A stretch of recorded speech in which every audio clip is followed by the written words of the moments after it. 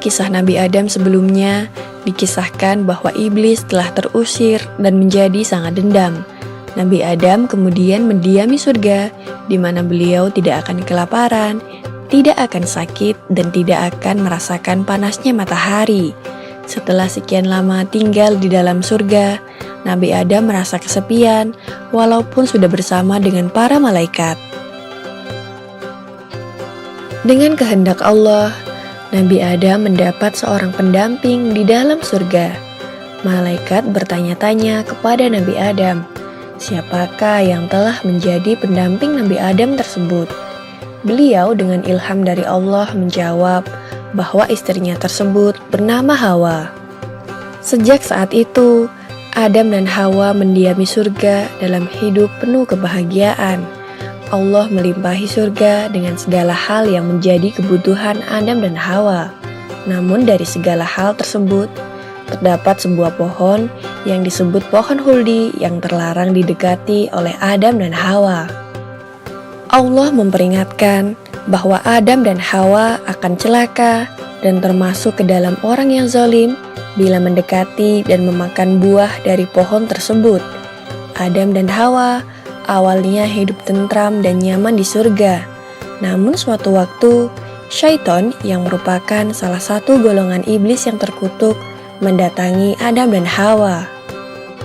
Syaitan berusaha menggoda dan menjerumuskan Nabi Adam dan Hawa. Syaitan membandingkan Nabi Adam dan Hawa sebagai manusia dengan para malaikat, bahwa malaikat akan menjadi penghuni surga yang abadi, sedangkan Nabi Adam dan Hawa akan menjadi khalifah di bumi. Para malaikat hidup dengan nikmat tiada henti dengan hidup abadi di surga. Syaitan mengatakan bahwa ia tahu caranya agar Nabi Adam dan Hawa bisa seperti malaikat. Ia mengatakan bahwa Nabi Adam dan Hawa harus mendekati pohon khuldi. Syaitan juga membujuk mereka untuk memakan buah dari pohon tersebut. Akhirnya Adam dan Hawa tergoda untuk memakan buah dari pohon khuldi. Setelah memakan buah dari pohon tersebut, kemudian terbukalah aurat Nabi Adam dan Hawa. Karena muncul rasa malu, dengan susah payah Nabi Adam dan Hawa berusaha menutupi aurat yang tampak itu dengan dedaunan yang ada di sekitar mereka. Seketika sadarlah Nabi Adam dan Hawa akan kesalahan yang telah mereka perbuat. Larangan yang Allah peringatkan justru tidak dihiraukan. Pohon yang sama sekali tidak boleh didekati, justru dimakan buahnya. Rasa penyesalan pun muncul. Nabi Adam dan Hawa kemudian bertobat dan memohon ampunan Allah. Allah memberikan ampunannya serta menjatuhkan hukuman, yakni memerintahkan Adam dan Hawa pergi dari surga dan turun ke bumi. Berbekal pengetahuan dan beberapa kalimat dari Allah, Nabi Adam dan Hawa turun ke muka bumi. Saat diturunkan ke bumi, Nabi Adam dan Hawa berada di dua tempat yang berbeda.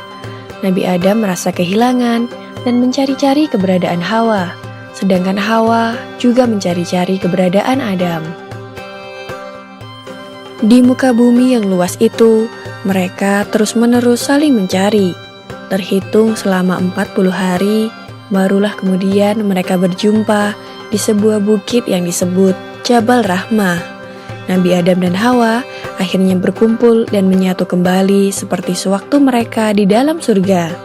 Allah kemudian menjadikan Adam sebagai seorang nabi pertama di muka bumi. Nabi Adam dan Hawa kemudian dikaruniai beberapa keturunan.